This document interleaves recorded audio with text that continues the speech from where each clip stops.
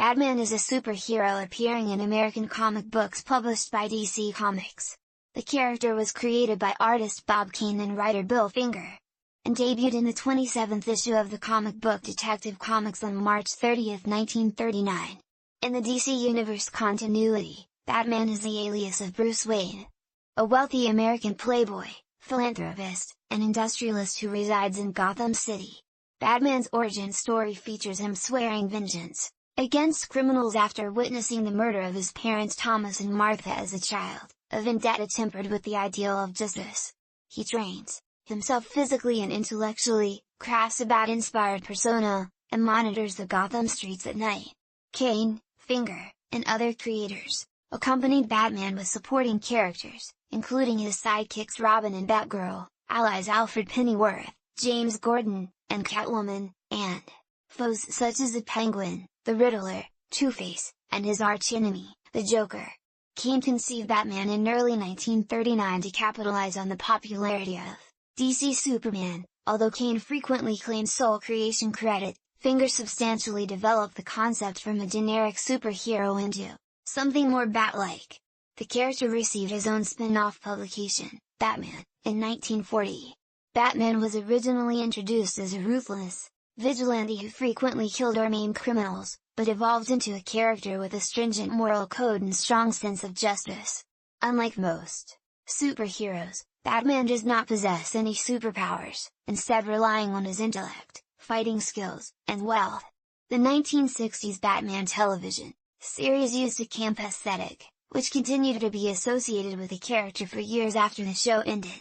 Various creators worked to return the character to his darker roots in the 1970s and 1980s, culminating with the 1986 miniseries The Dark Knight Returns by Frank Miller. DC has featured Batman in many comic books, including comics published under its imprints such as Vertigo and Black Label. The longest-running Batman comic, Detective Comics, is the longest-running comic book in the United States.